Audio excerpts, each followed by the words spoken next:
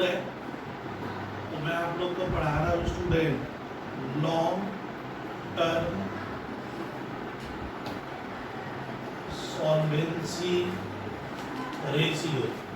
Long term solvency ratio में student मैंने आपको कल पढ़ा दिया था, आप लोग देख लीजिएगा। इसके भीतर पहला रेशियो होता है डेट इक्विटी रेशियो। उसका फॉर्मूला बनता है student long term debt by, थोड़ा उन लोग को बोलो, वो लोग पूरा कहानी बदल देगा। शेयर होल्डर्स फंड हो गया। डेट इक्विटी में क्या होता है, ये होता है डेट स्टूडेंट, ऊपर वाला होता है डेट। डेट माने लोन, शेयर होल्डर्स फंड माने कंपनी में सर ओनर लोग कितना पैसा लगाए, तो ये मैं कल क्लियर कर दिया हूँ। डेट इक्विटी में ध्यान रखिएगा कि आपका डेट जितना बढ़ते चला जाएगा, आपका अपना पैसा मान लीजिए कम है, डेट बढ़ रहा है, तो कंपनी के ऊपर क्या होती है, इस रेशियो से मालूम चलता है फाइनेंशियल रिस्क कितनी है, कंपनी के ऊपर रिस्क बढ़ते जाएगा। अगर मेरा डेट बढ़ रहा है मान लीजिए, और मेरा मालिक का पैसा सेव है, और डेट की मात्रा धीरे धीरे कंपनी लोन ज्यादा लेते जा रही है, इसमें मान लीजिए लोन के ऊपर, कंपनी के ऊपर फाइनेंशियल रिस्क बढ़ता है। अब सवाल बनता है कंपनियां लोन क्यों लेती है स्टूडेंट? लोन इसलिए लेते हैं जिससे शेयर होल्डर्स को अपना ज्यादा कमा कर दे पाए, इसलिए यार अपना लोन लिया जाता है। कोई कंपनी अगर मान लीजिए एकदम लोन नहीं लेगी तो उसको मैं कहूँगा अनलिवर्ड कंपनी। अनलिवर्ड कंपनी वो कंपनी है, अनलिवर्ड कंपनी वो कंपनी है जो लोन नहीं लेती है, मतलब वो रिस्क नहीं लिया। अगर रिस्क नहीं ली हो तो आप शेयर होल्डर को ज्यादा पैसा कमा कर देकर नहीं पाओगे। ये माना जाता है कि एक टेक्निक होती है सर, एक तरह का क्या बोले सर, रूल्स माना हुआ है कि रिस्क अगर हम ज्यादा लेते हैं तो प्रॉफिट भी ज्यादा होता है। आज मैं पढ़ाऊंगा स्टूडेंट लॉन्ग टर्म सॉल्वेंसी में दूसरा प्रोप्राइटरी रेशियो। देखिए प्रोप्राइटरी रेशियो स्टूडेंट एक अलग चीज, आप ध्यान से देखिए, कहीं भी डेट इक्विटी और प्रोप्राइटरी रेशियो में रात दिन का फर्क है। प्रोप्राइटरी रेशियो का स्टूडेंट फॉर्मूला बनता है प्रोप्राइटर्स फंड, प्रोप्राइटर्स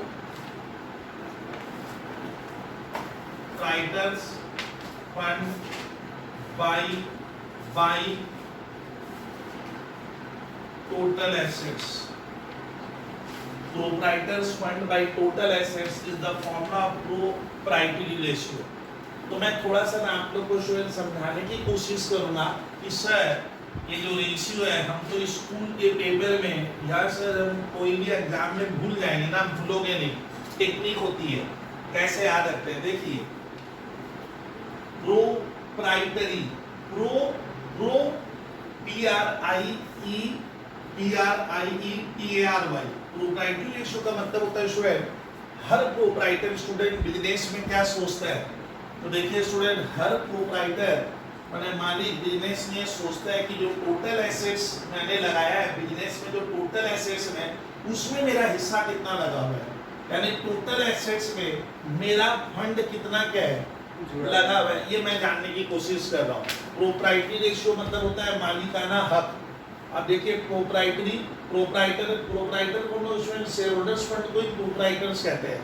तो प्रोप्राइटरी रेशियो में एक प्रोप्राइटर क्या देखता है, प्रोप्राइटर मतलब जो कंपनी का मालिक है या बिजनेस का ओनर है, वो हमेशा जानना चाहता है कि मेरे पास जो टोटल एसेट्स है बैलेंस शीट में, उसमें मेरा कितना फंड क्या है लगा हुआ है।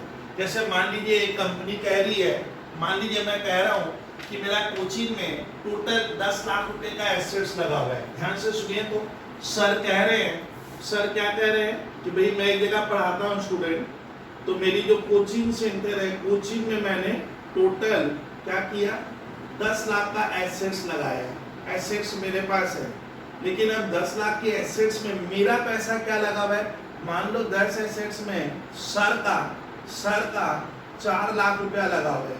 यानी समझ में आ रहा है कि कोचिंग में जो मेरे पास टोटल एसेट्स है, टोटल एसेट्स में सारी एसेट्स आएगी, फिक्स एसेट्स और कौन सी, करेंट एसेट्स। तो मान लीजिए बबलू सर ने कोचिंग में 10 लाख रुपए की टोटल एसेट्स लगा के रखी है। एसेट्स मतलब होता है land, building, plant, machine, goodwill, patent, copyright, stock, debtor, BR, cash वगैरह मिलकर मेरा मान लीजिए टोटल 10 लाख रुपए का कोचिंग में टोटल एसेट्स है, लेकिन तुम लोगों ने देखा कि सर ने टोटल एसेट जो 10 लाख की लगाई है उसमें सर का पैसा क्या है, सिर्फ 4 लाख रुपया लगा हुआ है। इसका मतलब क्या हुआ, बस आज सिखा रहा हूं कि सर के पास टोटल एसेट्स 10 लाख की है, उसमें सर का पैसा कितना लगा हुआ है। सर मतलब मैं खुद, मालिक, मालिक को मैं क्या कहूँ, प्रोप्राइटर, ये मैं समझा रहा हूँ, अभी उतारो मत।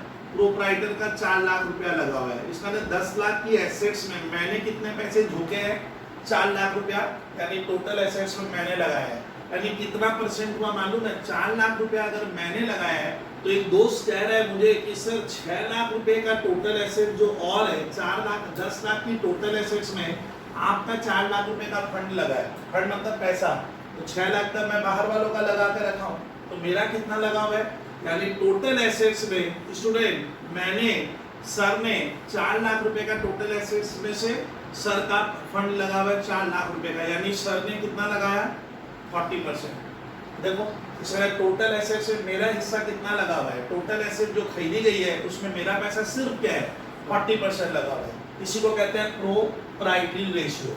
अगर कोई कंपनी का मालिक है कि मेरा प्रोप्राइटरी रेशियो 67% है, चलिए अब मैं पूछूं थोड़ा बहुत, अगर कोई कहेगा कि मेरा प्रोप्राइटरी रेशियो हमारे स्कूल के पेपर में मान लीजिए आप लोग का आंसर आया 67%, इसका मतलब क्या होता है कि टोटल एसेट्स अगर 100 रुपए की है तो प्रोप्राइटर कह रहा है उसमें 67 रुपीज क्या है मेरा लगा हुआ है, दैट इज प्रोप्राइटरी रेशियो। कोई का मान लीजिए कोई क्वेश्चन में प्रोप्राइटरी रेशियो आपका 70% आया, इसका मतलब क्या होता है, टोटल एसेट्स अगर 100 रुपए की है, टोटल एसेट्स अगर 100 रुपए की है तो प्रोप्राइटर कितना लगाया है 70 रुपया। किसी का प्रोप्राइटरी रेशियो सोचिए 30% ना है, बहुत ही खराब पोजीशन है, मतलब टोटल एसेट्स अगर 100 रुपए की है तो प्रोप्राइटर का कितना लगा हुआ है 30 रुपया लगा के रखा है, सिर्फ 30, यानी मैं 70 रुपया बाहर वालों पे डिपेंड हूँ, दैट इज प्रोप्राइटरी रेशियो। तो प्रोप्राइटरी रेशियो का मतलब होता है कि हर प्रोप्राइटर, आप ऐसे सोचेगा स्टूडेंट, हर कंपनी का ओनर, शेयर होल्डर या प्रोप्राइटर सोचता है कि टोटल एसेट्स में हमारा क्या लगा हुआ है, इसीलिए ना इसको मैं ज्यादा इलाबोरेट नहीं करूंगा। The formula becomes proprietary ratio. आप देख लीजिए प्रोप्राइटर्स फंड, अच्छा प्रोप्राइटर फंड और शेयर होल्डर फंड एक ही होता है, proprietors fund by total assets. अब छात्र मुझसे पूछ रहे हैं सर हम टोटल एसेट्स किसको कहेंगे, टोटल एसेट जो बैलेंस शीट के एसेट साइड में रहेगी वही है total assets, but total assets में कभी भी आप लोग फिक्सिशियस एसेट्स नहीं मिलोगे।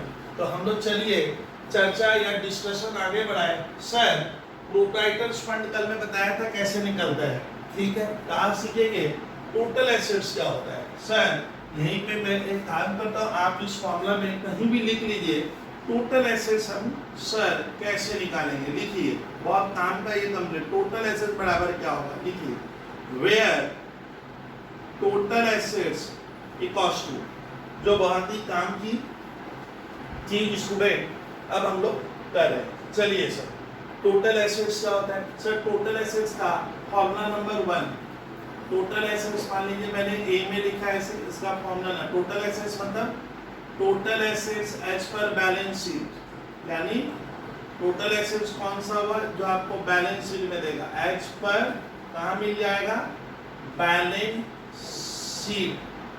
बट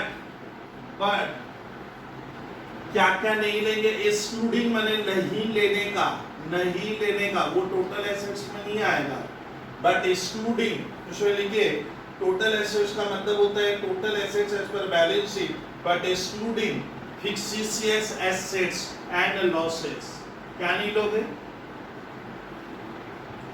फिक्सिशियस एसेट्स एंड लॉसेस नहीं लेंगे। अगर बैलेंस शीट से जब आप लोग जाओगे आपको कोई पूछेगा सर टोटल एसेट्स कैसे आता है, तो टोटल एसेट्स स्टूडेंट जो बैलेंस शीट में हमें किधर मिलेगी, एसेट साइड में मिलेगी। तो टोटल एसेट्स का मतलब होता है सारा एसेट्स, कौन कौन सा, goodwill, patent, copyright, trademark, land, building, plant, machinery, investment, long term loans and advances, short term investment, inventories, sundry debtors, bills receivable, cash, bank, prepaid expenses, फिर income, prepaid expense, accrued income, लेकिन क्या नहीं लेंगे, फिक्सिशियस assets नहीं लेते हैं, excluding मैंने नहीं लेना है सर। फिक्सिशियस एसेट्स आप लोग मत लीजिएगा, एंड लॉसेस अगर किधर बैलेंस शीट के एसेट्स में रहेगा सर, बेहतर होता आप फिक्सिशियस एसेट्स का एक लिस्ट लिखवा देते। नाउ स्टार्ट कीजिए। एग्जांपल स्टूडेंट, पहले मैं लिखाऊंगा एग्जांपल ऑफ फिक्सिशियस एसेट्स कौन कौन सा है जो विद्यार्थी नहीं लेगा, क्योंकि आपके लिए बहुत टफ हो जाता है। लिख लीजिए फिक्सिशियस एसेट्स में ये सब नाम अगर है तो हमें वो टोटल एसेट्स मिलेंगे। फिक्सिशियस एसेट्स स्टूडेंट एक तरह का लॉस होता है, वास्तव में वो एसेट्स नहीं होता है। Fictitious assets are in real sense are loss, they are not assets, इनका कोई रिकवरी वैल्यू नहीं होता है सर। तो फिक्सिशियस एसेट्स में आप क्या क्या लिखवा दोगे हम लोगों को, हम स्टूडेंट को फिक्सिशियस एसेट्स में सर आप क्या क्या लिखवाओगे, तो वो मैं काम कर दे रहा हूँ। लिखिए फिक्सिशियस एसेट्स में स्टूडेंट आप लोग लिख के रखो एक एक करके। नंबर 1, अगर क्वेश्चन में क्या दिया हुआ है, एसेट्स में discount on issue of shares, ये फिक्सिशियस एसेट्स होता है। क्या, एक तरह का लॉस है। डिस्काउंट मतलब क्या, शेयर बेचते समय कंपनी डिस्काउंट देती है, ये हम बाद में सीखेंगे जब मैं इशू ऑफ शेयर चैप्टर लूंगा। नाम याद कीजिए मेरे साथ साथ, discount on issue of share is an example of fictitious assets. Sir और कुछ देंगे? हाँ देंगे। फिर discount on issue of debenture, fictitious मतलब सर एक ऐसी एसेट्स जिसको मैं बाजार में बेच नहीं सकता, उसका कोई रिकवरी वैल्यू नहीं होता है। फिक्सिशियस एसेट्स वास्तव में एक तरह का लॉस होता है, किसी वजह से उसे बैलेंस शीट के एसेट्स में अगर दिखाया गया है तो हम विद्यार्थी इनको फिक्स, ये ना फिक्स एसेट्स है ना करेंट एसेट्स है, ये ध्यान से सुन लीजिएगा। फिर स्टूडेंट फिक्सिशियस एसेट्स का एक एग्जांपल लिखो, under writing commission, under writing commission, ये कौन सा एसेट्स हुआ स्टूडेंट, ये सब यहाँ पे अमाउंट है, ये सब हो गया अंडर राइटिंग कमीशन हो गया सर हमारा फिक्सिशियस एसेट्स। एक देगा स्टूडेंट, ठीक है, तो बहुत ध्यान से देखिएगा, अगर कोई माइनस बैलेंस में आया है, surplus that is balancing statement, balancing statement of profit and loss, लेकिन ये क्या होना चाहिए, ये डेबिट होना चाहिए। क्या होना चाहिए, बैलेंस कौन सा होगा इसका, ये डेबिट बैलेंस होगा, डेबिट दिया। डेबिट मतलब होता है, डेबिट लिखा है मतलब वो लॉस होता है, मतलब ये नुकसान है। ये हमारा एक फिक्सिशियस एसेट्स में आप इसको भी ले सकते हो सर। अंडरराइटिंग कमीशन लिए, ये लिए। फिर एक लेना एडवर्टाइजमेंट सस्पेंस, जिसको डेफर्ड रेवेन्यू एडवर्टाइजमेंट एक्सपेंडिचर कहते हैं। एडवर्टाइजमेंट सस्पेंस किसमें लेना सर, फिक्सिशियस एसेट्स का एग्जांपल बन सकता है। एडवर्टाइजमेंट सस्पेंस हम लोग कहते हैं डेफर्ड रेवेन्यू एक्सपेंडिचर, क्लास 11 में पढ़े थे, अभी डिस्कस नहीं कर रहा हूँ। एडवर्टाइजमेंट सस्पेंस नाम याद कीजिए, तो फिक्सिशियस एसेट्स का एग्जांपल मैं अभी याद करवाऊंगा, पूछूंगा बच्चों लोगों से सिंपल वर्ड में। तो सर ये सब हमारा फिक्सिशियस एसेट्स में जा रहा है। अंडरराइटिंग कमीशन क्या होता है, थोड़ा सा चर्चा कर लेंगे। ये डेबिट बैलेंस होना चाहिए, डीआर फुल स्टॉप। ये देखिए ये डेबिट है, यहाँ पे इसका नुकसान है। एडवर्टाइजमेंट सस्पेंस एक कभी कभी देता है प्रीलिमिनरी एक्सपेंडिचर, तो ये फिक्सिशियस एसेट्स है, प्रीलिमिनरी एक्सपेंडिचर। तो ये फिक्सिशियस एसेट्स स्टूडेंट टोटल एसेट्स में इनको आपको नहीं लेना होगा, बाद बाकी हम टोटल एसेट्स जो भी बैलेंस शीट में रहेगी सारी एसेट्स को लेंगे। चलिए हम लोग याद करें फिक्सिशियस एसेट्स कौन कौन सा हुआ, धीरे धीरे लिस्ट लिखवाया हूं, ये मेरे मैथ में नहीं था, आप मोटा मोटी इस तरह का नाम याद रखिएगा। फिक्सिशियस एसेट्स स्टूडेंट कौन से एसेट्स है, सुनिए। Fictitious assets in real sense is a loss, आप ऐसे लिखना, ये एक तरह का लॉस होता है, इसी वजह से इसको हम लोग बैलेंस शीट में क्या करते हैं, एसेट्स में दिखाना पड़ता है। अगर एग्जाम के हॉल में फिक्सिशियस एसेट्स कौन सा हुआ, लैंड बिल्डिंग नहीं, लैंड बिल्डिंग ये सब रियल एसेट्स होता है। फिक्स्ड एसेट्स का नाम देखिए, discount on issue of share. मैं शेयर चैप्टर बहुत जल्दी ही इसी जुलाई मंथ में कराऊंगा। तो शेयर एक बहुत ही शानदार चैप्टर, पढ़ने से ना ऐसा चैप्टर बच्चे की तरह लगते हैं, मैं पढ़ाया नहीं हूँ। Discount on issue of shares. दूसरा सुनिए, discount on issue of debentures. ये नाम याद हो जाते हैं धीरे धीरे।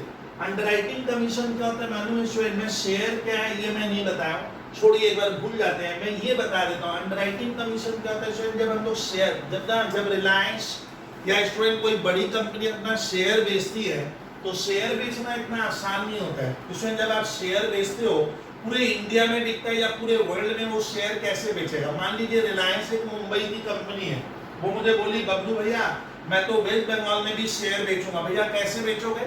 आपका इतना जान पहचान कैसे हो जाएगा कि आप घर घर जाकर शेयर बेच दोगे? तो क्या होती है ना, कुछ कंपनियां जब शेयर बेचती है तो शेयर वो लोग खुद नहीं बेचकर किसी एजेंट को अपॉइंट करती है। एजेंट एक ग्रुप ऑफ पर्सन को अपॉइंट करती है और उनको कहती है मेरा शेयर बेच, मैं तेरे को कमीशन दे दूंगा। तो जो शेयर बेचने का काम करते हैं किस लालच में कि मुझे कमीशन मिलेगा, ऐसे व्यक्ति को कहा जाता है अंडरराइटर। तो इसका ना अंडरराइटर कौन हुआ? अंडरराइटर वो इंसान है जो कंपनी का शेयर लिखवाएगा, अपने रिस्क अपने कंधे पे लेता है। बोलता है रिलायंस कंपनी को कि सर मैं तो शेयर लिखवा दूंगा, आप घबराइएगा बट मुझे कमीशन दे दीजिए, मैं आपका 1 करोड़ शेयर लिखवा दूंगा। इस तरह रिलायंस कंपनी एकदम फ्री हो गई और रिलायंस ने क्या किया, शेयर बेचने का काम किसको? एक व्यक्ति को दिया, उसको हम एजेंट कहते हैं। उसी एजेंट को बोला जाता है क्या?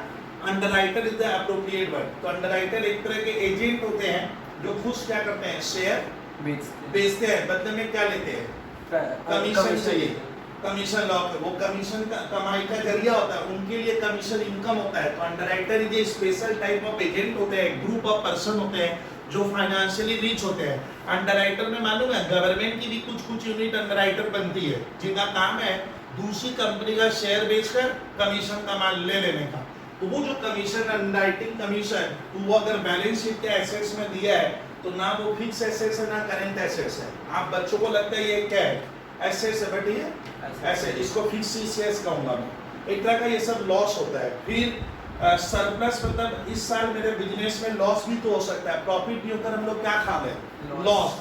लॉस होने से डेबिट बढ़ाता है, क्योंकि डेबिट में लॉस होता है, क्रेडिट में इनकम होता है। जब भी अगर ये वर्ड रहेगा ना statement surplus, that is balance in statement of profit और ब्रैकेट में डेबिट, या ये अगर एसेट साइड में देगा तो ये फिक्स एसेट्स का काम करेगा।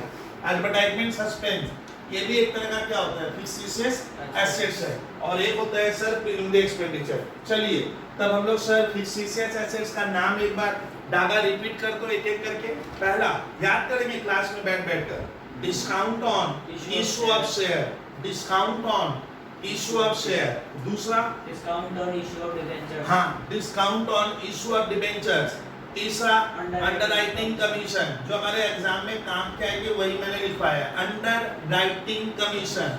चौथा मैंने लिखवाया है सरप्लस, दैट इज सरप्लस मैंने बचत, that is balancing statement of profit and loss, bracket में डेबिट, ब्रैकेट में डेबिट।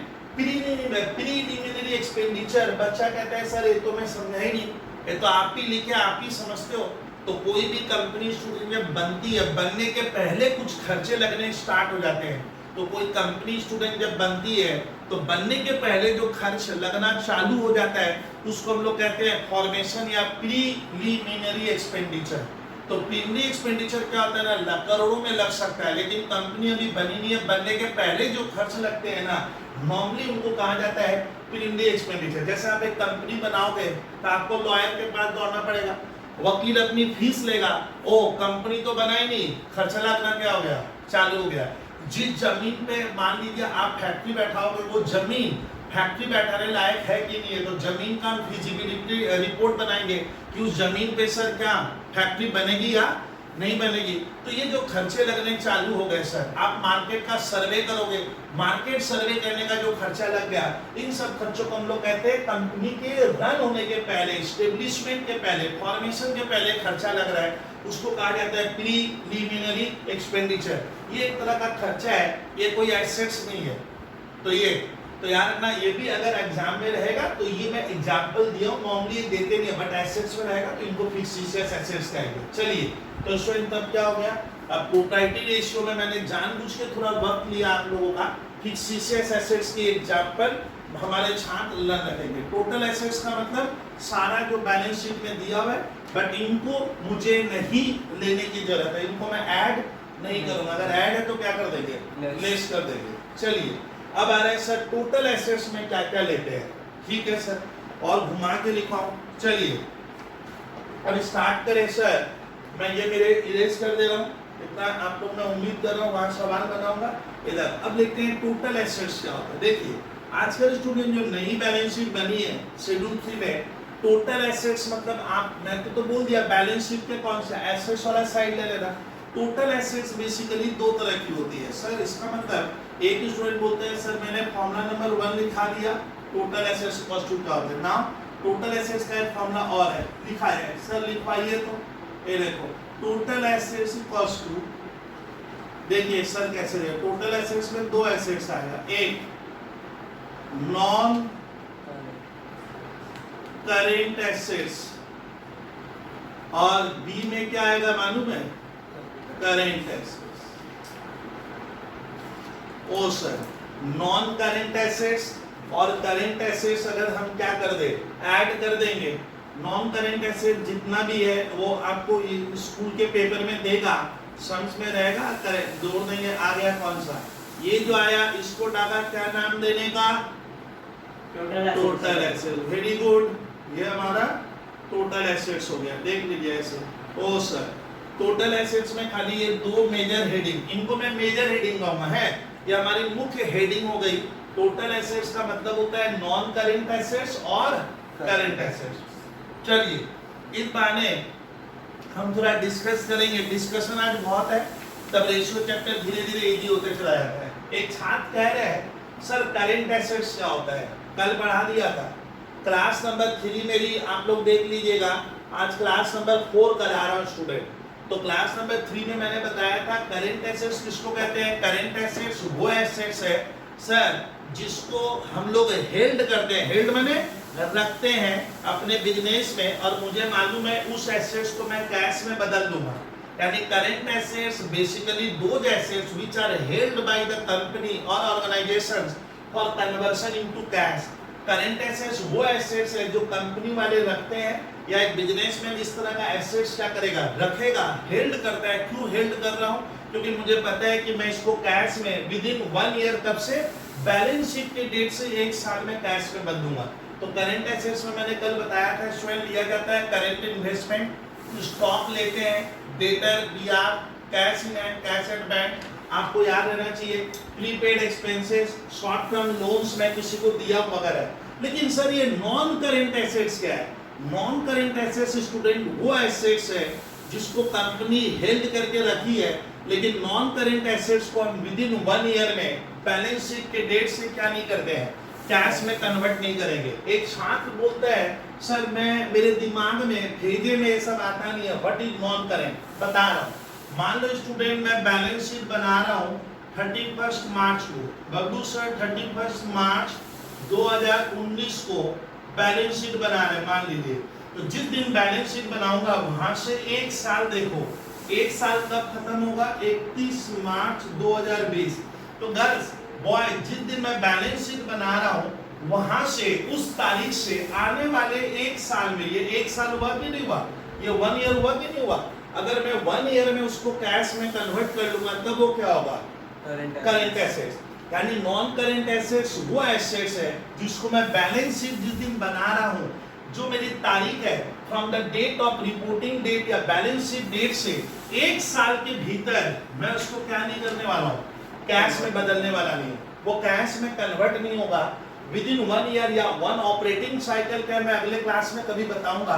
ऑपरेटिंग साइकिल में अगर वो कैश में कन्वर्ट नहीं होगा या कितने दिनों में नहीं होगा, खुश 1 ईयर में मैं कैश में नहीं बदलूंगा, तब उनको क्या नाम देना, नॉन करेंट। नॉन करेंट मतलब जो जल्दी से क्या नहीं होगा, कैश में कन्वर्ट नहीं होगा। अब सुनिए नॉन करेंट एसेट्स आता है, नॉन करेंट एसेट्स में बेसिकली आता है स्वयं जितनी फिक्स एसेट्स होती है, जितनी भी क्या होती है, फिक्स एसेट्स होती है गर्ल्स बॉय, जितनी भी फिक्स एसेट्स होती है, करेंट नहीं, करेंट एसेट्स को छोड़कर फिक्सिशियस नहीं, कौन सा, जितना भी बॉयज गर्ल्स फिक्स एसेट्स होता है आंखों से जो दिखे और क्या ना दिखे, मतलब टेंजिबल फिक्स एसेट्स और क्या इनटेंजिबल फिक्स एसेट्स किसमें जाएगा, नॉन करेंट और कोई भी इन्वेस्टमेंट दादा, कोई इन्वेस्टमेंट मैंने एक साल के लिए किया है तब वो करंट एसेट्स है। हाँ। कोई इन्वेस्टमेंट मैंने एक साल से ज्यादा के लिए, मैं मान लीजिए मैं बाजार में कंपनी पैसा लगाई है लेकिन वो पैसा एक साल के बाद मैं कैश में लाऊंगा वापस,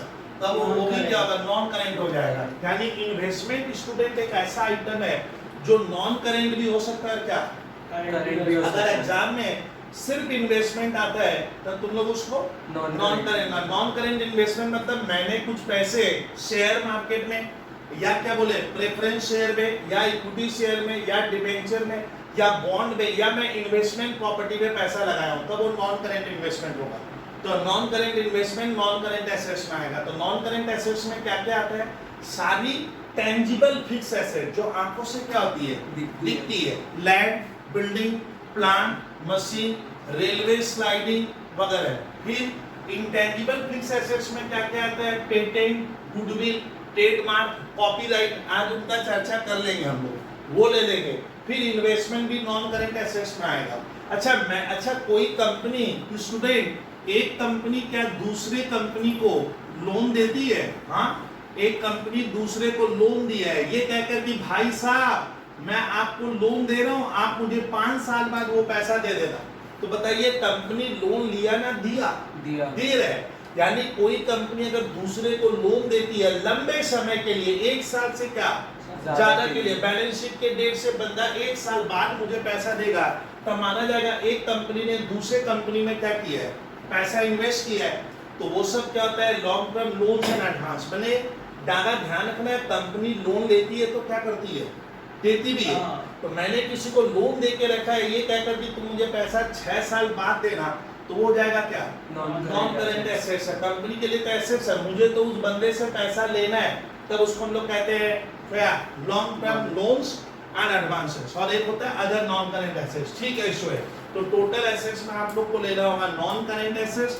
नॉन करेंट एसेट्स में मोटा मोटी ध्यान रखना है, tangible fixed assets, intangible fix asset, investment, long term loans and advances and other non current assets. और करेंट एसेट्स कल ही मैंने चर्चा किया था, करेंट इन्वेस्टमेंट, इसमें इन्वेंट्री आएगा, मैंने stock of raw material, stock of work in progress, stock of finish goods, stock in trade. फिर मैंने बोला था सन्डी debtors, bills receivable, cash in hand, cash at bank, any type of prepaid या paid in advance. हमने जो क्या किया, prepaid किया, अक्रूड इंटरेस्ट, वो सब करेंट एसेट। इन दोनों को जोड़ूंगा तो टोटल एसेट। अब हम लोग देखेंगे टोटल एसेट्स में क्या है, प्रोप्राइटर का कितना पैसा लगा हुआ है। तो एक फॉर्मूला मैंने लिखवाया टोटल एसेट्स निकालने का, एक फॉर्मूला ये भी हुआ। तो फिर टोटल एसेट्स का कितना फॉर्मूला लिखवा लिए, 2।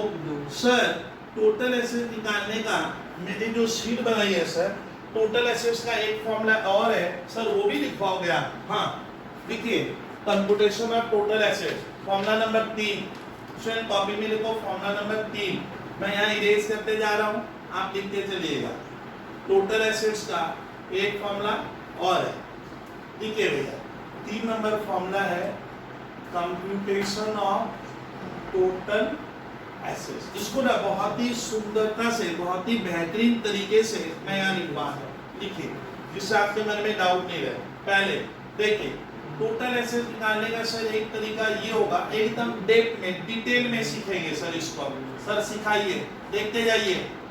पहले लिखना फिक्स एसेट्स। कौन सा फिक्स एसेट्स, ये देखिए टेंजिबल। टेंजिबल किसको कहते हैं स्वयं, कोई भी फिक्स एसेट जिसको हम आंखों से छू सकते हैं, देख सकते हैं, सिंपल वर्ड में दैट कैन बी सीन और टच। टेंजिबल में एग्जांपल होगा land, building, plant, machinery, lease hold property, free hold property वगैरह वगैरह, आप समझते हो सर। फिर रोमन 2 में लिखोगे, अब मैं उसी चीज को थोड़ा डिटेल में लिखवा रहा हूँ, क्योंकि इसको इनटेंजिबल फिक्स एसेट, इनटेंजिबल में आता है कौन कौन सा, पर मैं इसको ना अलग से लिस्ट कंप्लीट कर दूंगा। तो इसमें इनटेंजिबल फिक्स एसेट्स में हमारा आ जाएगा, जैसे इनटेंजिबल में आएगा पेटेंट, कॉपीराइट, ट्रेडमार्क, ठीक है, फ्रेंचाइज, फॉर्मूला वगैरह वगैरह, ये इनटेंजिबल। फिर क्या लेंगे, फिर हम लोग लेंगे फिक्स एसेट्स में ये टेंजिबल इंटेंजिबल लेना। फिर लेने बोले सर क्या बोले, टोटल एसेट्स में लोगे नॉन करेंट इन्वेस्टमेंट। क्या लेंगे? नॉन करेंट इन्वेस्टमेंट किसको कहते हैं? जो पैसा कंपनी इन्वेस्ट की है 1 साल से क्या ज्यादा के लिए, तब नॉन करेंट इन्वेस्टमेंट भी आएगा। इन्वेस्टमेंट मैं कहीं भी कर सकता हूँ, share market, equity share, preference share, debentures में मैं पैसा लगता है मार्केट में। फिर लेंगे स्टूडेंट हम लोग long term loans and advances. दादा क्या बताए थे? Long term loans and advance. Long term मतलब कंपनी क्या कर रही है, किसी को लोन क्या की है, हाँ दी है, ली नहीं है। कंपनी बोलती है मैंने तो आपको लोन या एडवांस दिया है, आप मुझे पैसा वापस कर देना, लेकिन ये पैसा कब मिलेगा? 1 साल के बाद। हाँ, long term loans and advance का एक मैं बेहतरीन एग्जांपल दे रहा हूँ, थोड़ा सुनिए। जानवी अग्रवाल, मान ले एक कंपनी ने एक जगह 1 करोड़ रुपया लगाया। कहाँ?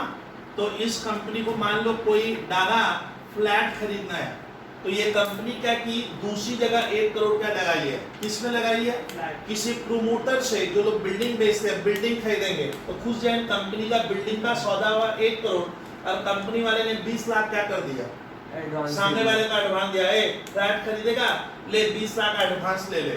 बताइए पैसा क्या वापस आएगा? उसके बदले तो वो क्या देगा? बिल्डिंग हमारा किस में जाएगा? फिक्स्ड एसेट्स में। तो इसका ना इस तरह का आप कोई लोन और एडवांस दियो किसी को, जिसके बदले आपको क्या मिलने वाला है? फिक्स एसेट्स मिलेगा। तो वही हो गया long term loans and advance, इसमें चला जाएगा अलग से। फिर मैं लिखूंगा करेंट इन्वेस्टमेंट। फिर क्या लिखेंगे? फिक्स एसेट्स के बाद आ जाता है स्टूडेंट हमारा करेंट एसेट्स आ जाता है। तो करेंट एसेट्स के भीतर कौन कौन से नाम आएंगे? कल मैंने एकदम नन करवाया था, फिर भी लिखिए। फिर हम क्या लेंगे? Current investment. करेंट इन्वेस्टमेंट उसको कहते हैं जो पैसा कंपनी ने 1 साल के लिए लगाया। कितने के लिए लगाया सर? 1 साल के लिए मैंने कहीं पैसा इन्वेस्ट किया है, करेंट इन्वेस्टमेंट। फिर हम लेंगे इन्वेंट्रीज। इन्वेंट्रीज का मतलब होता है भैया स्टॉक ऑफ रॉ मटेरियल वगैरह सब कुछ। अच्छा, पहली बार एक बार इन्वेंट्री में इंक्लूडिंग लूज टूल्स लेंगे हम। क्या लेंगे? CLUDING,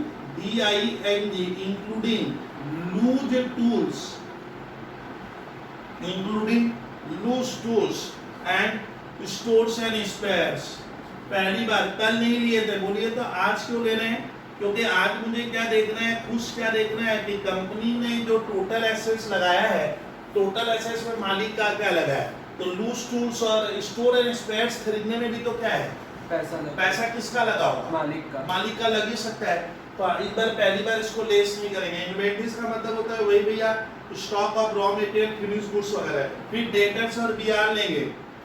फिर हम लोग क्या लेंगे, जिसको आजकल नाम क्या दिया गया मालूम है? आजकल डेटर्स और बीआर नहीं लिखकर इकट्ठा क्या लिखा जाता है? ट्रेड रिसीवेबल, जिनसे मुझे पैसा लेना है। इसके भीतर क्या आएगा? डेटर्स प्लस बिल्स रिसीवेबल, ये मैं लूंगा, ये मेरा करंट एसेट्स में जाएगा। फिर हम लिखेंगे ABCDEFG में हम लोग लिखते हैं स्वयं cash in hand, comma cash at bank, इस तरह का आइटम। यानी जो पैसा मैंने कहाँ रखा है, कैश या बैंक में रखा है, जो पैसा मुझे वापस बैंक से मिल जाएगा, ये लेना।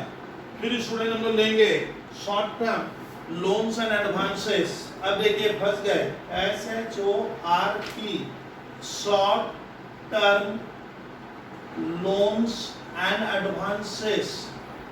देखिए तो एक छात्र को मैं सिखाऊंगा कि sir short term loans and advances और ये इसमें क्या फर्क है। देखिए तो थोड़ा यहाँ ताकिए, ये दोनों क्या है, अलग अलग चीज है। Long term loan and advances, जो पैसा मैं किसी को लोन या एडवांस में दिया हूँ, जो पैसा वापस कब रिकवर होगा? 1 साल के बाद। 1 साल बाद, या उसके बदले मुझे क्या होगा? कोई एसेट्स मिलेगा। लेकिन short term loans and advances, मान लीजिए मैंने अपने स्टाफ को एडवांस दिया, बोला बाबू एक बार 2 महीने का सैलरी मुझे एडवांस दे दीजिए, तो मैंने उसको क्या कर दिया, कंपनी वाले एडवांस दे दिए, तो ये क्या हो गया दादा? कौन सा हुआ? Short term loans and advance. हम लोग कभी कभी एडवांस दे देते हैं, तो short term loans and advance अगर है, वो शॉर्ट टर्म मतलब जिसका पैसा क्या होगा, विद इन 1 ईयर में कंपनी उससे ले लेगी, वो लिखेंगे। I और J में हम लोग लिखेंगे other current assets. Other current assets का मतलब होता है जैसे हम लोग कोई प्रीपेड दिए, एक एग्जांपल लिखो तो जैसे स्टूडेंट प्रीपेड एक्सपेंस, जैसे प्रीपेड सैलरी, प्रीपेड रेंट, इनको मैं जोड़ूंगा तो टोटल कर दो, यही हो गया क्या टोटल एसेट्स निकालने का एक तरीका ये भी हुआ। तो टोटल एसेट्स हम लोग कैसे निकालते हैं, थोड़ा वक्त लगाए लेकिन क्या करें, धीरे धीरे रेशियो चैप्टर में क्लास लगती है लेकिन बहुत इजी चैप्टर है, आपको बार बार सुनना पड़ेगा। टोटल एसेट्स में तब हम लोग खुश क्या सीखे, टोटल एसेट्स में दो चीजें आएगी, सिर्फ दो चीजें, non current assets, current assets.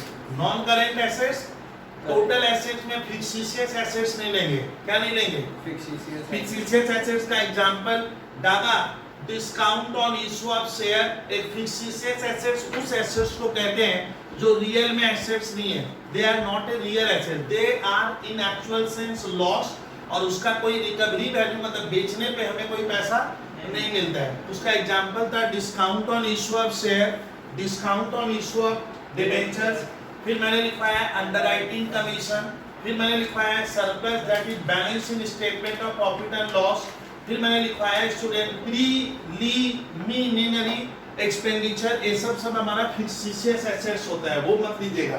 Total assets का मतलब सारा tangible assets, intangible assets, investment जितने तरह का है सब ले लेना, करेंट इन्वेस्टमेंट ले लेना, स्टॉक ले लेना जिसका मैं सर बिजनेस करता हूँ, जो स्टॉक मेरे दुकान में या फैक्ट्री में क्या है बचा हुआ है, भले वो रॉ मटेरियल हो, वर्क इन प्रोग्रेस हो, फिनिश गुड्स हो, सीधी बात सिंपल वर्ड में डेटर भी आर लेंगे, कैश इन एंड कैश है, लेकिन इस फॉर्मूला में लेते समय हमें स्टोर एंड स्पेयर पार्ट्स भी लेना है, इसको हटाना नहीं है, करेंट रेशियो में नहीं लेते थे, हो गया। Short term loans and advance, other current में जैसे prepaid salary, prepaid rent, accrued income, accrued interest, ये सब किस में जाता है, अदर करेंट एसेट्स हो गया। और प्रोप्राइटर फंड मालिक के पैसे को कहते हैं, कल मैं प्रोप्राइटर फंड सिखाया था। प्रोप्राइटर फंड कैसे निकालते हैं हम लोग, प्रोप्राइटर फंड मतलब मालिक का पैसा कंपनी में क्या लगा है, मालिक ने क्या लगाया, तो मैं बोला था कल कैपिटल लेंगे, प्रोप्राइटर फंड में लिखवाऊंगा नहीं, कल लिखवा दिया हूँ, इसको शेयर होल्डर फंड भी कहते हैं। इसमें आता है equity share capital, equity EQUITY, equity share capital, इसमें आता है प्रेफ शेयर कैपिटल, ओ जहाँ कैपिटल है वो प्रोप्राइटर फंड में डाल दो, प्लस रिजर्व एंड सरप्लस मैंने बोला था, मैंने प्रॉफिट का वो पोर्शन जो ओनर घर लेकर नहीं गया है उसको जोड़ोगे तो क्या आएगा। अच्छा, प्रोप्राइटरी रेशियो से क्या मालूम चलता है, प्रोप्राइटरी रेशियो खुद क्यों निकालते हैं, प्रोप्राइटर को ये मालूम चलता है कि जो टोटल एसेट्स मेरे कारोबार में है उसमें मैंने कितना पैसा लगा के रखा है। जैसे बबलू सर अपने कोचिंग में 10 लाख की एसेट्स है लेकिन सर ने तो 40 लाख रुपया लगाया है, तो तुम बोलोगे सर 10 लाख के एसेट्स में केवल आपने 4 लाख लगाया तो 6 लाख कौन लगाया, 6 लाख तो बाहर वाला लगाया होगा, तो 4 लाख रुपया जो मैं लगाया वो होता है प्रोप्राइटर्स फंड।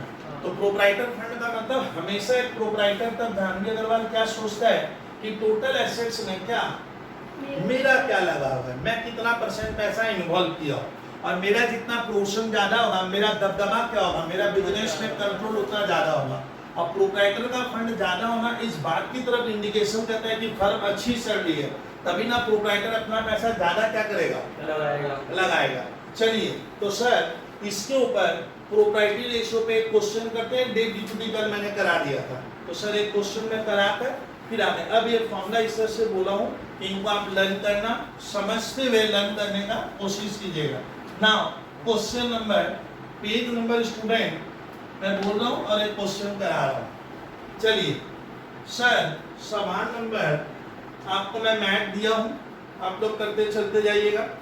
चलिए लगे सर एक एक छोटा सा अच्छा क्वेश्चन लेते हैं, क्वेश्चन बहुत है मैथ में लेकिन आपको जिस तरह से फॉर्मूला बोला आप थोड़ा सा उलझोगे तो आप लोग सभी छात्र कर पाओगे, कोई छात्र ऐसा नहीं है कि नहीं कर पाएगा, सर वो नहीं कह सकता कि सर मैं नहीं कर पा रहा हूँ। प्रोप्राइटरी रेशियो हो जाए तो मिल जाए तो मैं देख रहा हूँ कहाँ है। अच्छा हाँ, एक हो गया 20 proprietary ratio, debt equity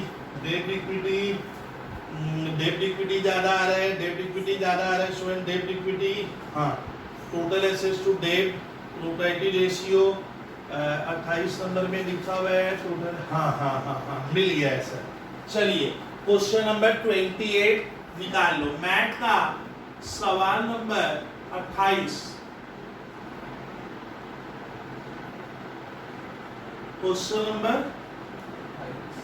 28। Sir page बोल देते आप, please put down page number. Page number है स्टूडेंट, क्वेश्चन का पेज नंबर नजर आ रहा है मुझे, थोड़ा सा प्रॉब्लम हो रहा है, लेकिन पेज लिख लेने से स्टूडेंट को बेनिफिट रहता है। 152 पेज नंबर है, 152 क्वेश्चन नंबर है 28। चलिए सर 28 नंबर क्वेश्चन में लिखा हुआ है, ध्यान से देखिए। तो 28 नंबर में मेरा लिखा हुआ है कि बैलेंस शीट एक बनी हुई है। देखिए इधर देखिए विद्यार्थी, बैलेंस शीट में इधर कैश एंड बैंक है, डेटर है, क्लोजिंग स्टॉक है, फिक्स एसेट्स है। ये सब आपको आता है सर, बोलना नहीं पड़ेगा। और इधर इक्विटी शेयर कैपिटल 12% डिबेंचर में लोन होता है। डिबेंचर मतलब लोन होता है। कंपनी क्या करके रखी है, लायबिलिटी में डिबेंचर है ना, हिंदी में लिख लो, कंपनी लोन लेके रखा है। और बिल्स पेबल, कंपनी को बाहर वाले को पैसा देना है, क्रेडिटर्स। क्वेश्चन नंबर 28 में और लिखा क्या है, net profit has been distributed as dividend. छोड़ दीजिए, क्या निकालने बोला है, calculate total assets to debt ratio और प्रोप्राइटरी रेशियो। मैं पहले प्रोप्राइटरी रेशियो 28 नंबर का आंसर करवा देगा हूं। बच्चा सा सवाल है, प्रोप्राई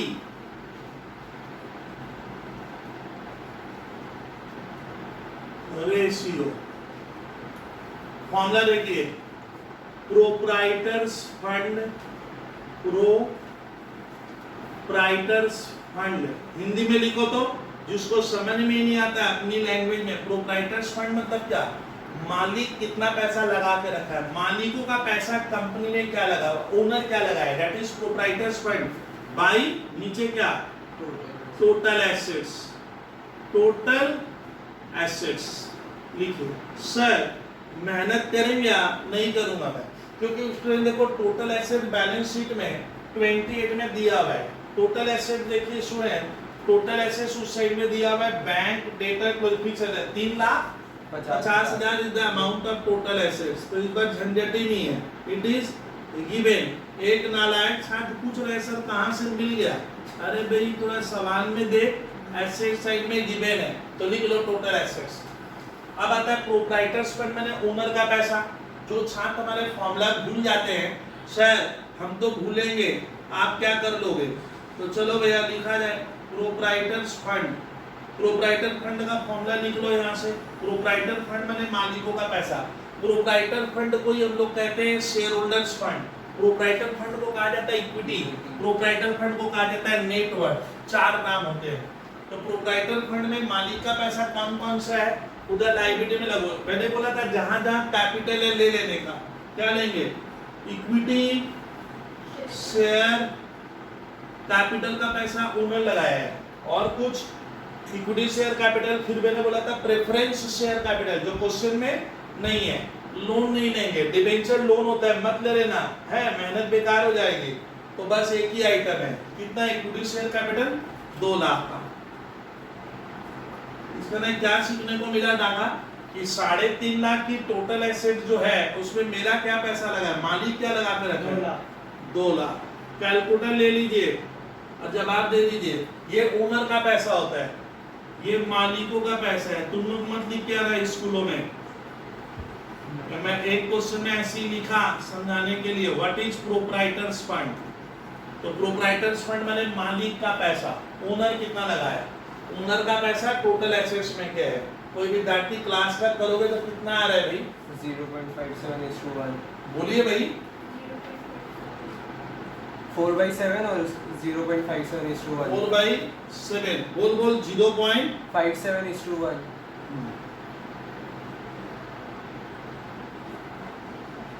ये आंसर होगा इसका। अब इसको हिंदी में तोड़ेंगे तो कैसे तोड़ लेते हैं।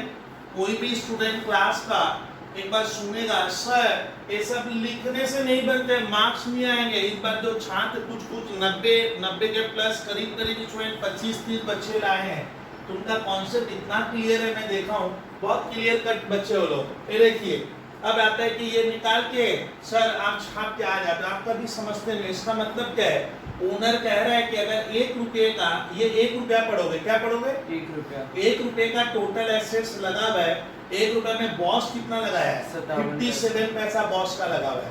यानी टोटल एसेट डागा अगर 100 रुपये की है तो ओनर का कितना लगा हुआ है?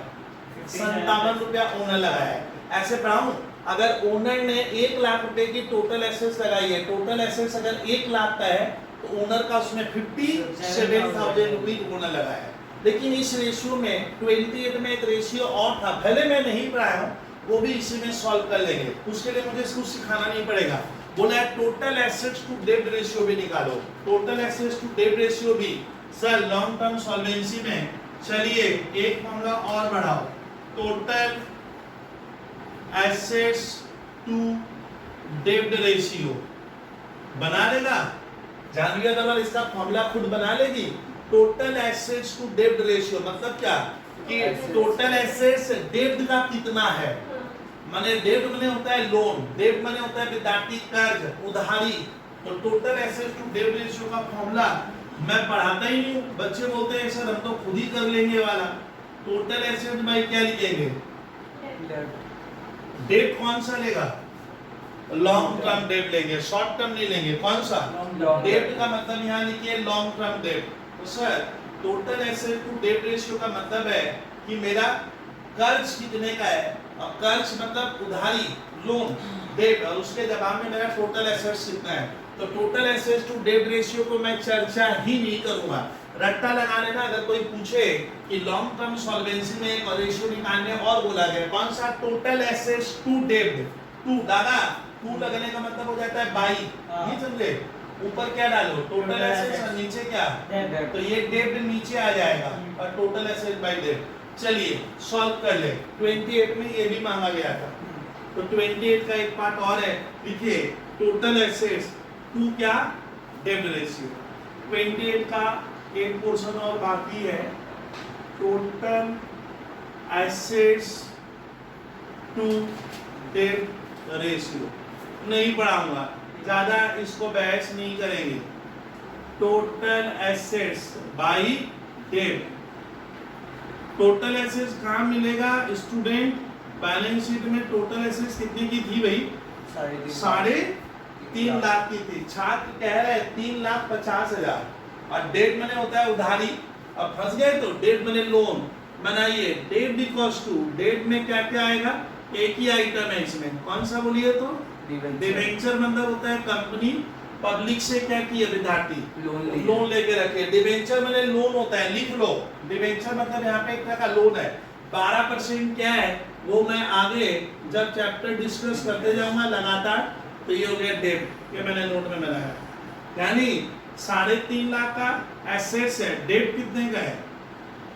1 लाख। उसका मतलब क्या? कंपनी अगर क्या किया जानवी अग्रवाल, कंपनी अगर क्या की है 1 लाख का लोन है, तो जवाब में मेरा टोटल एसेट्स 3.5 लाख का है। टोटल एसेट्स टू डेब्ट बने टोटल एसेट, हिंदी में सुनिए आप, टोटल एसेट्स का है, डेब्ट का कितना है? ज्यादा है ना कम है? ज्यादा है। Very good answer. लिखिए सर 3.5:1 इसका आंसर आएगा। 3.5:1 ऐसे लिखिएगा, वहां टीचर को दिखा के आइएगा। इसका मतलब क्या हुआ? अगर मेरा लोन क्या दादा हमेशा जब ऐसे लिखते हैं ना 3 इसको पहले नीचे वाले को पढ़ोगे, इसका मतलब क्या हुआ? अगर मेरा डेब्ट क्या है? 1 रुपए का है। डेब्ट अगर हमने 1 रुपये का लिया है, उधारी अगर 1 रुपये की है, तो मेरा टोटल एसेट्स 3.5 रुपये का है। यानी मेरा टोटल एसेट्स डेब्ट की तुलना में क्या है? ज्यादा है। तो इसका दोनों पार्ट कर लिए। नेक्स्ट स्टूडेंट, नेक्स्ट मैं करूंगा एक क्वेश्चन और कर लेते हैं स्टूडेंट हम लोग। एक क्वेश्चन कर लेने से ठीक रहता है, टोटल प्रोप्राइटरी और डेब्ट इक्विटी। हाँ सर, 31 नंबर में कराऊंगा, क्वेश्चन नंबर 30 करने से स्टूडेंट मैं अपने क्लास नंबर 4 को ऑफ करूंगा। 30 नंबर क्वेश्चन करेंगे, क्वेश्चन नंबर 30। तो स्टूडेंट देखिए 30 नंबर क्वेश्चन में कुछ पढ़ाना नहीं है। 31 क्वेश्चन दिया हुआ है, 3 रेशियो निकालने दिया, और ऐसे ही आते हैं 2 मार्क्स से 3 क्वेश्चन देंगे ना। क्वेश्चन नंबर 30 ठीक है स्टूडेंट। ये मेरे को लग रहा है करते हुए मेरे को 5 to 6 मिनट से ज़्यादा लगना ही नहीं चाहिए इस क्वेश्चन में, क्योंकि मैंने सब सिखा दिया है। क्वेश्चन नंबर 30 लिखो। 30 आप लोग की बुरी आदत सुनिए, पेज नहीं लिखते हो। पेज है स्टूडेंट, पेज है हमारा 153, लिखो पेज 153। देखिए 30 नंबर में जो 3 रेशियो निकालने दिया हूं, कैलकुलेट डेब्ट equity ratio, total asset to डेब्ट रेशियो, प्रोप्राइटरी रेशियो। ओ सर इतना कुछ निकालने दे दिया है। हाँ देगा, टीचर की मर्जी, कुछ भी दे दे, लिखा जाए डेब्ट इक्विटी रेशियो। डेब्ट इक्विटी में लिखते हुए आपको हिंदी में बोलूंगा, डेब्ट इक्विटी का मतलब क्या होता है। डेब्ट इक्विटी लिखते ही आप लोग तो भूलोगे, क्योंकि हम लोग तो रोज ही यही काम कराते हैं। डेब्ट इक्विटी का मतलब है कंपनी का मालिक क्या सोचता है, कितना पैसा मैं गांव का लिया हूँ और कितना पैसा मेरा लगा हुआ है, उसको कहते हैं डागा डेब्ट इक्विटी। डेब्ट इक्विटी मैंने क्या, डेब्ट मैंने उधार मैंने कितना लिया, लोन कितना है, और मेरा अपना खुद का पैसा कितना है, उसका अनुपात क्या है। डेब्ट इक्विटी का फॉर्मूला ये वाला लिखो, लॉन्ग टर्म डेब्ट बाई मालिक के पैसे को क्या कहते हैं, share holders fund. Share holder fund, या इसको और क्या लिख सकते हो, और क्या लिख सकते हो, और इक्विटी, इतना मत लिखो, जरूरत नहीं है, इक्विटी या प्रोप्राइटर्स फंड। चलिए सर सवाल नंबर 30 में मैं लॉन्ग टर्म डेट, सर आप ढूंढ लोगे लॉन्ग टर्म डेट। हाँ लॉन्ग टर्म डेट में केवल डिबेंचर है, केवल क्या है, डिबेंचर की मात्रा है 3 लाख। तो लॉन्ग टर्म डेट में सर मैं मेहनत नहीं करूंगा, है ये 3 लाख आएगा, ये हो गया डिबेंचर बाई। अब आता है शेयर होल्डर्स फंड में निकालूंगा, देखो share holders fund. Share holders fund में क्या क्या लेना है अब मुझसे सुनिए। मालिकों का पैसे में शेयर होल्डर्स फंड में स्टूडेंट आपको लेना होगा इक्विटी शेयर कैपिटल। देखो तो कितना दिया है कोई स्टूडेंट, इक्विटी शेयर कैपिटल की मात्रा है, मैंने देखा सवाल में 3 लाख रुपए है इक्विटी शेयर कैपिटल। फिर मैं देखा प्रेफ शेयर कैपिटल, ये सब होता है क्या स्टूडेंट, ये जो हमारा इशू ऑफ शेयर चैप्टर में इसके बांध दूंगा तो मैं बता दूंगा। उसमें pref share capital shareholders fund होता है, ये भी ओनर का पैसा है। प्रेफ शेयर किसका पैसा होता है, ओनर का, 1 लाख लिखिए। फिर जनरल रिजर्व आएगा, रिजर्व एंड सरप्लस में आता है। मैंने बोला था ना खुश, जनरल रिजर्व किसका पैसा है सर, प्रॉफिट का वो पोर्शन है जो कंपनी अलग करके रखी है बट अभी तक बांटी नहीं है। तो ये पैसा किसका लगा हुआ है बिजनेस में, मालिक का, ये भी मालिक लोगों का लगा हुआ है, ओनर लगा के रखा है। कितना, ओनर कहता है भैया 180 वो फंड है जो अभी हम घर लेके नहीं गए तो हमारा हिस्सा है। फिर प्रॉफिट एंड लॉस अकाउंट आएगा, प्रॉफिट एंड लॉस बैलेंस, कुछ नहीं लिखा है तो ये क्रेडिट होता है। क्रेडिट मतलब ये माइनस नहीं है, ये बचा हुआ प्रॉफिट है, इसी को कहते हैं सरप्लस। क्या कहते हैं, सरप्लस माने बचा हुआ प्रॉफिट है जो अभी तक हमने बांटा नहीं है। 1,20,000 है सर। फिर पेट पे ऑर्डर से सर नहीं आएगा तो सर इसका हिसाब किया जाए, 3 और 1 4, 4 1 5 और 1 6, 6 और 1 7 हो गया 7 लाख। तो 3 लाख बाई 7 लाख। इसको स्मॉलेस्ट फ्रैक्शन में करेंगे, इसको करोगे तो कितना होगा, 3/7। 3 को 7 से डिवाइड करें तो कोई विद्यार्थी स्टूडेंट 0.41 बोलो 0.41 0.42 43 हो रहा है। अच्छा लिखो 0.43 43:1। इसका मतलब क्या हुआ जानवी अग्रवाल कि कोई बोलेगा डेब्ट इक्विटी रेशियो 0.43 है, वो रट्टा लगा रहा है रास्ते में 0.43 इसका मतलब क्या है, इसका मतलब हुआ कि ओनर कह रहा है अगर 1 रुपया हमेशा इधर वाले को ले, हमेशा इधर वाले को लीजिए स्टूडेंट। 1 रुपया अगर ओनर का पैसा 1 रुपया लगा है, शेयर होल्डर्स फंड में मालिक अगर 1 रुपया लगाया है तो मैं डेब्ट कितना लिया हूं, 43 पैसा, पैसे का डेब्ट है। यानी ओनर अगर 1 रुपया लगाया है, 100 रुपया लगाया है तो लोन की मात्रा है 43 रुपीज। अगर ओनर 1 लाख लगाया है तो लोन ये बहुत ज्यादा लेके रखे ना, कम है, कम ही है, ज्यादा का है, कम है। 40 मैंने 1 रुपया मेरा है, 100 पैसा मेरा है तो 43 पैसा बाहर वाले का। बहुत ज्यादा लोन नहीं मैं है। लिया नहीं, बट लोन है, एकदम नहीं है ये नहीं कह सकते हम। चलिए इसका दूसरा पार्ट हमें निकालने बोला है सर, टोटल एसेट्स टू डेब्ट रेशियो। चलिए उसको करें। अब मैं मिटा दूं टोटल एसेट्स टू डेब्ट रेशियो। तो दूसरा पार्ट इसी सवाल में सर एक चीज और था, टोटल एसेट्स टू क्या डेब्ट रेशियो। डेब्ट रेशियो कैसे निकालेंगे? फॉर्मूला क्या बनेगा? भूल गए ना? टोटल एसेट्स बाय डेब्ट। बाई डेब्ट। हाँ वेरी सिंपल, ये याद रहता है, ये इसी से बनता है। टोटल है माने टोटल एसेट डेब्ट का कितना है, उधारी कितनी है आपकी टोटल एसेट्स। टोटल एसेट्स कौन सा होता है सर? अब टोटल एसेट्स तो इसमें दिया नहीं है, कुछ बच्चे जीरो हो गए, बोलता है सर मैं तो सवाल छोड़कर भाग कर आ गया। ऐसे थोड़ी चलेगा। डेब्ट में आएगा डिबेंचर, तो इसमें डेब्ट में टोटल एसेट टू डेब्ट में डिबेंचर आएगा। डिबेंचर कितने का दिया हुआ है? 3 लाख। अब एक छात्र को मैंने पूछा बोल टोटल एसेट्स कैसे आएगा? टोटल एसेट्स तो दिया नहीं है क्वेश्चन में, तो सिखा दूं। टोटल एसेट्स के लिए स्टूडेंट आप लोग क्या करोगे, एक बैलेंस शीट बना लेना, क्लास 11 वाला बैलेंस शीट। हम लोग को मालूम है स्टूडेंट बैलेंस शीट में जितना डाला क्या होगा इधर आएगा, इसको हम लोग क्या कहते हैं? Total assets. टोटल एसेट्स क्या हो गया, और ये इधर वाले के क्या होगा? बराबर होगा। दैट इज क्या? टोटल लायबिलिटीज प्लस क्या? कैपिटल। तो ये दोनों साइड क्या होता है? इक्वल होगा। इतना तो मालूम ही है। अरे इतना तो मैं क्या मालूम है, खुश मालूम है। अब खुश देखिए सवाल में क्या दिया हुआ है, equity share capital. Capital owner का पैसा होता है, कितना है? 3 लाख। ये क्वेश्चन में क्या है डाला? दिया हुआ है। दिया हुआ है। फिर prep share capital, prep assets मतलब शेयर कैपिटल, ये भी क्वेश्चन में क्या है? दिया दिया हुआ हुआ है। प्रेप शेयर कैपिटल की मात्रा है सर 1 लाख, ये भी क्वेश्चन में दिया हुआ है। फिर एक तो जनरल रिजर्व होता है, क्या मालूम है? जनरल रिजर्व में प्रॉफिट का वो पोर्शन जो ओनर क्या किया है, बाटा घर लेकर नहीं गया है, हम अलग करके रखे हैं, रिजर्व बना के रखे हैं। कितने का? 1,80,000 का।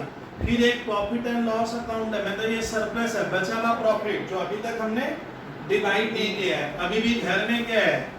1,20 ये पड़ा हुआ है। फिर मैं देख रहा हूँ एक डिबेंचर दिया है। डिबेंचर मैंने लोन होता है। डिबेंचर का मतलब जो छात्र नहीं जानते हैं लिखेंगे लोन होता है। ये कंपनी लोन लेके रखी है, कितने का भैया?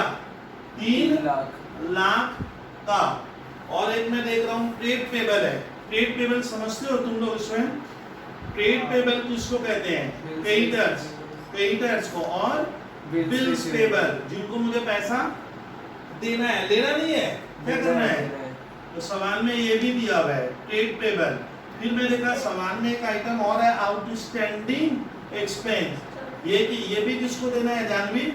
बाहर वाले को ये पैसा देना है। कोई भी मान ले इलेक्ट्रिसिटी का खर्चा 1,60,000 है, ये है 1 लाख। अब इसको क्या कर दिया, जोड़ देंगे, 3 1 4 12 होगा। तो भैया थोड़ा ढंग से देख लीजिए। तो 12 इधर भी मैं क्या करूंगा, मैं सर हम लोग पढ़े हैं अकाउंटेंसी 11 में सर डुअल कॉन्सेप्ट हमारा एक सिलेबस, मैंने एक कॉन्सेप्ट था उसमें लिखा है किसी भी मोड पे एसेट्स और इधर का लायबिलिटीज क्या होगा, डागा बराबर होता है। तो मैं लिख सकता हूँ लायबिलिटी इक्वल्स टू एसेट्स होगा। इसका हमारा फॉर्मूला क्या है? टोटल एसेट्स बाय डेब्ट रेशियो। तो डेब्ट कितना है? डेब्ट में डिबेंचर आएगा कितना? 3 लाख। लिख दिए। टोटल एसेट्स कितना होगा? 12 लाख। 12 लाख। ये तुम लोग स्कूल के पेपर में क्या करोगे, लिख के बना लेना कि सर टोटल एसेट्स क्या होगा, टोटल लायबिलिटीज के बराबर होगा। इतना तो समझ रहे हो? तो करो इसको, कितना आया? 4:1। इसका मतलब क्या हुआ खुश कि कंपनी क्या कह रहा है, अगर कंपनी ने लोन क्या किया है, डेट इसको पहले पढ़ोगे, डाला इसको पहले पढ़ेगा। डेट अगर क्या है 1 रुपया है, 1 रुपए का है, तो टोटल जमा के एसेट्स मेरा का 4 रुपए का। 4 रुपए का है। यानी उधारी अगर मैं 1 रुपए का लिया हूँ, लोन अगर मेरे ऊपर 1 रुपए का है, लोन 1 रुपए का है, तो टोटल एसेट्स उसका 4 गुना है, 4 रुपए का है। हो गया, ले लो, करो। ट्रेड टेबल कितना है? ट्रेड पेबल यहाँ पे मैंने लिखा है, ट्रेड पेबल है 1 लाख 60,000। पेड पेबल है स्टूडेंट 1,60,000 का, और ये कितने का था? 40,000। आउटस्टैंडिंग एक्सपेंस है 40,000। इसमें एक बाकी है अभी, ये हो गया, खाली एक बाकी है। सी नंबर हमसे क्या पूछा है? Proprietary ratio. 30 नंबर में एक पार्ट और बाकी है, प्रोप्राइटरी रेशियो मतलब मालिकाना हक। प्रोप्राइटर माने मालिक होता है। प्रोप्राइटरी रेशियो का मतलब क्या होता है? डागा एक प्रोप्राइटर क्या सोचता है? तुम लोग बड़ा भूलते हो। जानवी प्रोप्राइटर हमेशा क्या सोचता है कि टोटल एसेट्स में मैंने क्या पैसा लगाया है। ये हम लोग घर में भी सोचते हैं कि मेरे पास जो टोटल संपत्ति है उसमें मेरा पैसा क्या लगा हुआ है, सारा मेरा है ना, थोड़ा किसका लगाया हूं? बाहर वालों का। बाहर वाले के। तो प्रोप्राइटरी रेशियो मतलब प्रोप्राइटर हमेशा ये सोचता है कि टोटल एसेट्स में मेरा क्या लगा हुआ है। इसीलिए फॉर्मूला ऐसे बनता है, कैसे बनेगा? प्रोप्राइटर्स क्या fund by total assets. By total assets. हो गया, मेहनत नहीं करूंगा। प्रोप्राइटर फंड मैंने कहीं निकाला था पहले, देखिए तो, अरे मैंने जानवी प्रोप्राइटर फंड इस क्वेश्चन का मैंने सर ने पहले निकाला था, देखिए या तो 1 में आया होगा, debt by share holder fund था ना।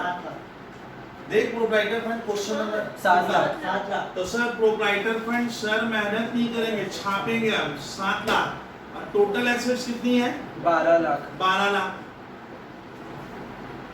कीजिए। 0.58:1। इन सब रेशियो को ऐसे ही लिखा जाता है। इसका मतलब क्या हुआ? जैन, इसका मतलब क्या हुआ? प्रोप्राइटरी रेशियो का मतलब अगर टोटल एसेट्स मेरा क्या है? 1 रुपए का है, तो प्रोप्राइटर का उसमें 58 पैसा लगा है, 58 पैसा, यानी 42 पैसा मैं नहीं लगाया हूं। कौन लगाया है? बाहर वाला। एक बार दादा प्रोप्राइटरी रेशियो 0.58 कोई पूछेगा इसका मीनिंग देगा, तुम्हारा सीबीएसई है, what is the meaning of proprietary ratio 0.58? तो 0 का बच्चा बेवकूफ हो गया। 0.58 का मतलब तुमको लिखना है कि सर क्वेश्चन में लिखा है कि टोटल एसेट्स अगर क्या है 1 रुपए 1 रुपए का, तो प्रोप्राइटर उसमें 58 पैसा लगाया। इसका ना 58% प्रोप्राइटर का पैसा टोटल एसेट्स में लगा है, और 42% कौन लगाया है? टोटल शॉप बाहर वाला लगाया होगा। ये इस तरह का मीनिंग दे रहा है। Student thanks for watching class number 4 of ratio. हम 2 मिनट ब्रेक ले।